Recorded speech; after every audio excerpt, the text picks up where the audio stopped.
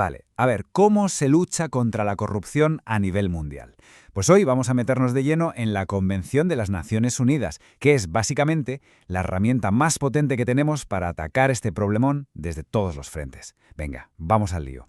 Para que nos hagamos una idea de la magnitud de esto, no hay nada mejor que empezar con esta frase de Kofi Annan, que era el secretario general de la ONU en aquel momento. Ojo, porque estas palabras, que dan inicio a la convención, no son un simple adorno, capturan a la perfección por qué era tan urgente, por qué el mundo entero tuvo que ponerse de acuerdo y actuar. Y es que, claro, la pregunta es ¿por qué hacía falta algo tan grande, tan global? Pues como bien decía Annan, porque la corrupción no es un delito más, es una plaga con unas consecuencias brutales para todo el planeta. Y aquí está la clave de todo, que a menudo se nos olvida. La corrupción es muchísimo más que alguien metiendo la mano en la caja. Sus efectos lo pudren todo. Son sistémicos. Es como un ácido que se come la confianza en las instituciones, que paraliza el progreso, porque el dinero que debería ir a hospitales o a colegios, pues desaparece. Y lo peor de todo, lo más injusto, es que siempre acaba golpeando a los más débiles. Esta imagen lo resume genial, ¿verdad? Es que hasta ese momento los intentos de luchar contra la corrupción se quedaban a medias. ¿Por qué? Pues porque la corrupción viaja sin pasaporte, no entiende de fronteras. Un corrupto podía saquear un país y esconder el dinero en un paraíso fiscal al otro lado del mundo, aprovechando que las leyes de un sitio no se hablaban con las del otro. Vamos, que ante un problema global hacía falta, sí o sí, una solución global. Y esa solución, bueno, pues finalmente llegó. Y no fue una solución cualquiera, sino el acuerdo contra la corrupción más completo y ambicioso que se ha hecho nunca. Si le echamos un ojo a la cronología, vemos que esto no salió de la nada, fue un proceso. En los 90 ya había cosas, sí, pero eran acuerdos regionales, muy fragmentados. Uno para América, otro para Europa, pero claro, quedaban agujeros enormes por todo el mundo. Además, muchos se centraban solo en el soborno, como si no hubiera otras formas de corrupción. Era obvio que hacía falta una regla del juego igual para todos, un estándar global, y ese fue el germen que llevó a que en 2003, por fin, naciera esta convención. Y ojo que no hablamos de una declaración de buenas intenciones de 2 folios. No, son 71 artículos. 71. Repartidos en 8 capítulos. Es una hoja de ruta súper detallada que busca tapar todas las grietas, cubrir todos los ángulos posibles, desde cómo prevenir hasta cómo castigar. La idea era no dejar ni un cabo suelto.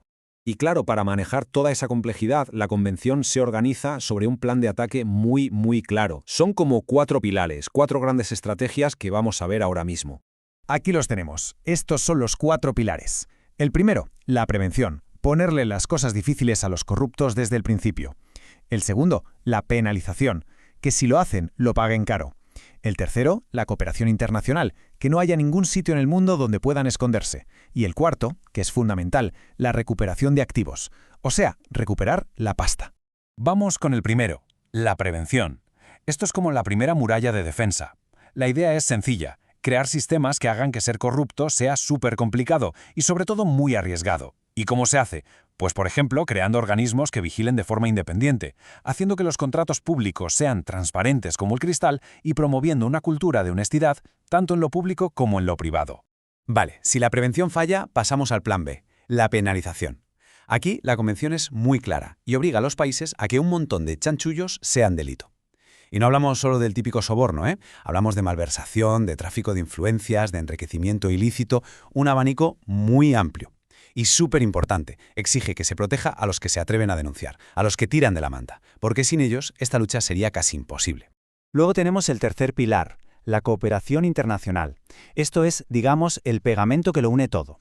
Es el que se encarga de que no haya escapatoria. Los países se comprometen a echarse una mano, a extraditar a los corruptos más rápido, a compartir pruebas, y aquí viene un detalle que lo cambió todo. Acabar con la excusa del secreto bancario. Se acabó eso de no te puedo dar la información porque mis bancos son muy discretos. No, ahora hay que colaborar. Y llegamos a la joya de la corona, al pilar que fue una auténtica revolución, la recuperación de activos. A ver, hasta este momento, si un dictador, un político corrupto robaba millones de su país y los escondía en el extranjero, ese dinero básicamente se perdía para siempre. Pues bien, la convención dice se acabó. Establece por primera vez que devolver ese dinero robado es un principio fundamental.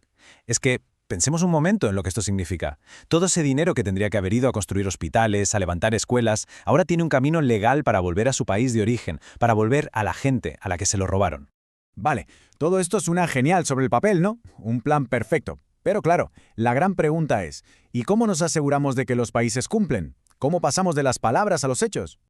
Es que esa es la pregunta del millón. De nada sirve tener el mejor tratado del mundo si luego se queda en un cajón. Los que redactaron la convención lo tenían clarísimo, y por eso se inventaron un sistema para vigilar que las promesas se convirtieran en acciones reales. Este cuadro lo deja súper claro. El cambio es brutal. Pasamos de las típicas promesas políticas que suenan muy bien pero que nadie controla a un mecanismo real de rendición de cuentas. Se acabó eso de firmo la foto y me olvido. Ahora hay un sistema para ver quién está haciendo los deberes y quién no. Y aquí está el meollo del asunto, el corazón de esa rendición de cuentas. En 2009 se creó un mecanismo de seguimiento. ¿Y cómo funciona? Pues es una revisión entre pares. Cada 5 años, un país es examinado por otros 2 para ver qué tal está aplicando la convención. Y lo bueno es que no se trata solo de sacar los colores y decir, esto lo haces mal. La idea también es ver dónde se necesita ayuda, dónde se puede mejorar. Es una herramienta para ir avanzando todos juntos. Y creo que no hay mejor forma de cerrar que con esta frase, que resume a la perfección el espíritu de todo esto. Al final, el objetivo nunca fue tener un documento bonito firmado por muchos países. El objetivo era, y es, cambiar la realidad. La lucha, por supuesto, no ha terminado, ni mucho menos, pero por lo menos ahora el mundo tiene un plan de juego común, una hoja de ruta, y lo más importante, una forma de comprobar si las acciones, por fin, pesan más que las promesas.